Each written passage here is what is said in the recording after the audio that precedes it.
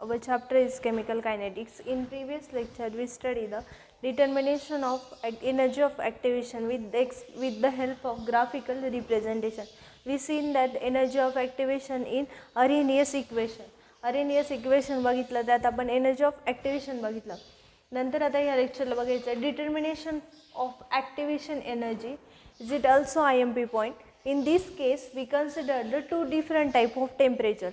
Then first आपण जेव्हा determination of energy of activation बघितलं, त्यात आपल्याला इक्वेशन rearrange केलं होतं in the form of y is equal to mx plus c.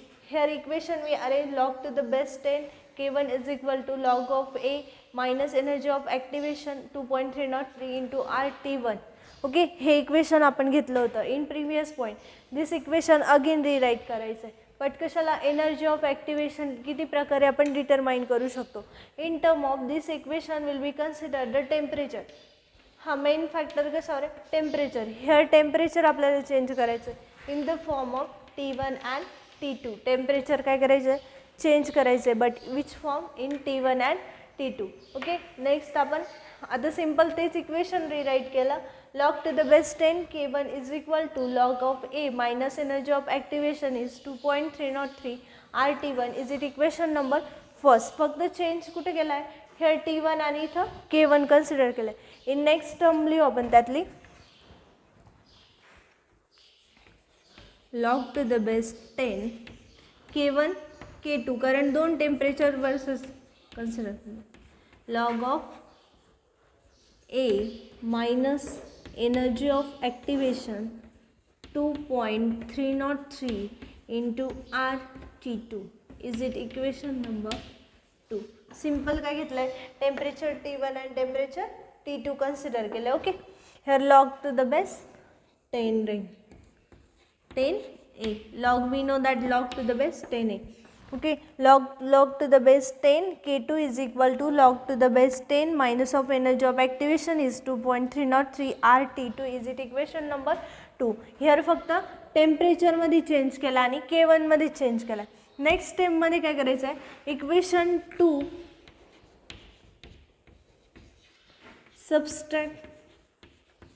Subtract in equation 1. म्हणजे आपल्याला दोघांची काय करायची, फक्त सबस्ट्रॅक्शन करायची. तेच इक्वेशन कसं लिहिणार आपण, log to the base 10 k2 minus log to the base 10 k1 is equal to log base 10 a minus energy of activation is 2.303 R. T ची टर्म सेपरेट लिहून घेऊ आपण. R 1/T2 plus energy plus काय log to the base 10 a काय रे plus energy of, in this case energy of activation 2.303 into R into 1/T2. Sorry 1/T1. Simple काय केलं, equation 1 मधून 2 काय केलं आपण, सबस्ट्रॅक्ट केलं. ओके, आपल्याला इक्वेशन भेटलं minus of EA/2.303 R into 1/T2 into log to the base A into 2.303 1/T1. हेच इक्वेशन आपण रिअरेंज केलं.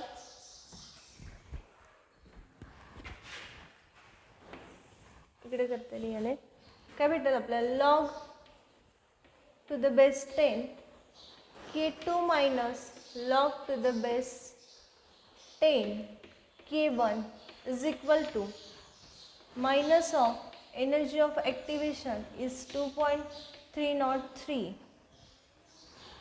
1/T2 plus energy of activation plus खाली लिहिते येतं. हेअर काय केलं, फक्त simple energy of activation plus next term काय राहील आपली, energy of activation is 2.303 into 1 upon T1, here into 1 upon T2. Okay, इथपर्यंत राईट केलं. नेक्स्ट स्टेप काय येईल आपली? नेक्स्ट स्टेप इकडे राईट करते मी.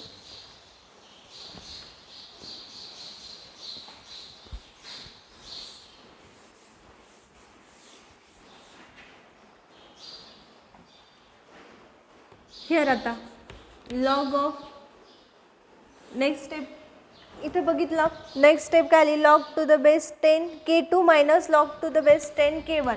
हिअर लॉगचे रूल माहिती सगळ्यांना. लॉग ऑफ सपोज आपण mn upon here log mn upon n, हे जर अपॉनमध्ये असेल तर आपण ते काय देतो? मायनसमध्ये, m मायनस n. मग सिंपल आपली टर्म कशात आहे? In case of minus log of K2 minus K1, ती टर्म कशात येईल? प्लसमध्ये येईल. मग ते कसं लिहू? Log to the base 10 common K2 upon K1. Simple काय केलं? अपॉन केलं is equal to minus of is 2.303 into काय राहील? आर. ओके, हे दोन्हींमध्ये पण काय सेम टर्म आहे. ओके, ह्यात पण सेम आहे, ह्यात पण सेम आहे, म्हणून ती टर्म काय केली आपण? कॉन्स्टंट काढली. कॉन्स्टंट काढल्यानंतर उरलं काय? 1 upon T2 minus 1 upon T1. याचं सिंपल उरलेलं काय आपल्याला?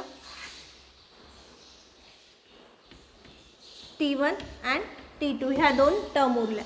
आता याचं सिंपल क्रॉस मल्टिप्लिकेशन करायचं. क्रॉस मल्टिप्लिकेशन करताना काही log to the base 10 K2 upon K1 is equal to minus of energy of activation is 2.303 into R.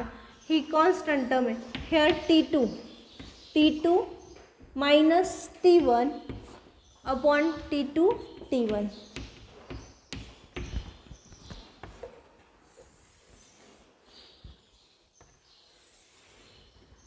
Is it equation. हे काय भेटलं? एडिटर एनर्जी ऑफ ॲक्टिव्हेशनचं इक्वेशन. सिंपल काय केलं आपण? त्यात दोन टर्म कन्सिडर केल्या. कोणत्या दोन टर्म कन्सिडर केला? टेम्परेचरच्या मेन फॅक्टरच्या दोन टर्म कन्सिडर केल्या. त्यानंतर आपण त्याला equation number first and second दिला. इक्वेशन फर्स्टमधून सेकंड मायनस केलं. त्यानंतर पुढे स्टेप लिहिल्या. हिअर सिंपल लॉगचा रूल यूज करून आपण काय केलं?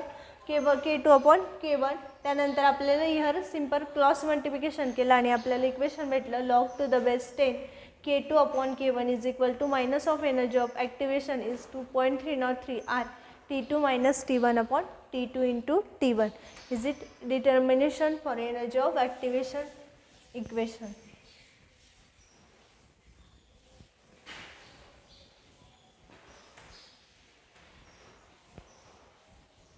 नेक्स्ट बघायचे प्रॉब्लेम्स बघायचे. ह्या चॅप्टरवरती किती प्रॉब्लेम्स पडतात?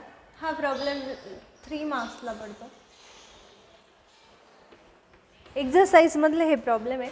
So problem first, the first order reaction on the concentration of reactant is decreases from 20 मोल decimetre inverse then to 8 mole decimeter cube in the 38 minute. What is the half life period of reaction?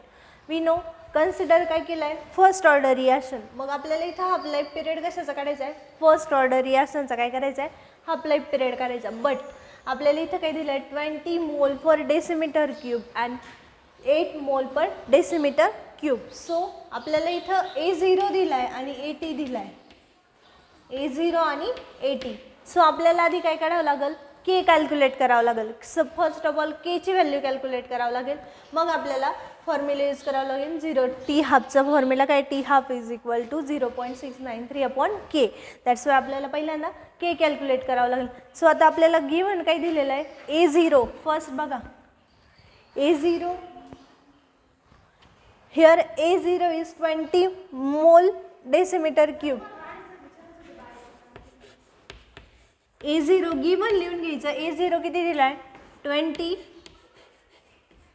मोल decimetre. नंतर काय? AT is equal to 8 मोल first of all काय करतोय, फक्त given लिहितोय 38 minute. Minutes म्हणजे काय दिलेलं आपल्याला इथं टाइम दिलेला आहे. So T is equal to 38 minutes. Okay, आता आपल्याला काय दिलं आहे, A0 दिला आहे, AT दिला आहे आणि T दिला आहे. आणि रिॲक्शन कोणती, is it first order reaction.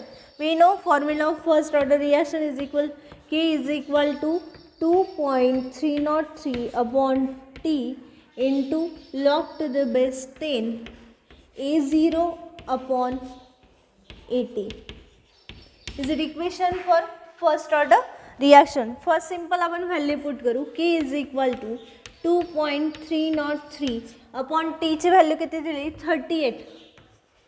Okay, 38 minute. Log to the base 10 A0 किती दिला आहे, 20 and AT 8.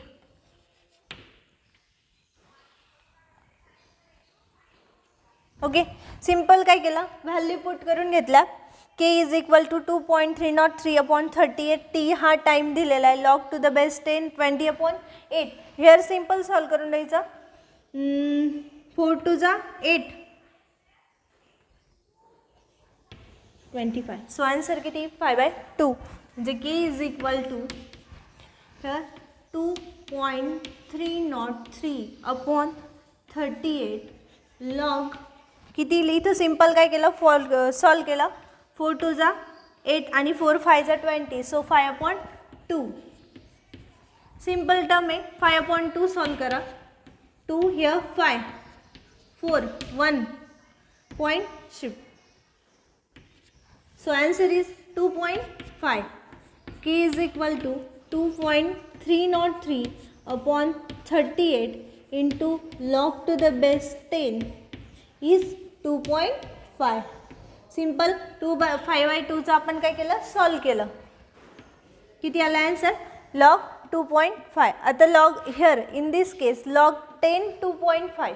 मग आपण डायरेक्ट लॉग कसाच बघायचा, तो हिअर लॉग स्टार्ट 10 पासून लॉग टेबलमध्ये लॉग स्टार्ट होता.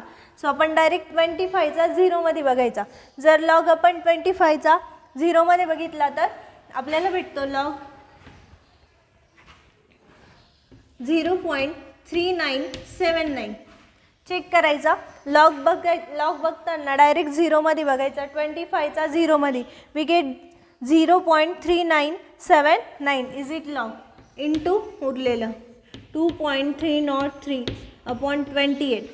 K इज इक्वल टू, हे जर टोटल इक्वेशन तुम्ही सॉल्व केलं तर तुम्हाला आन्सर भेटतं 0.02411.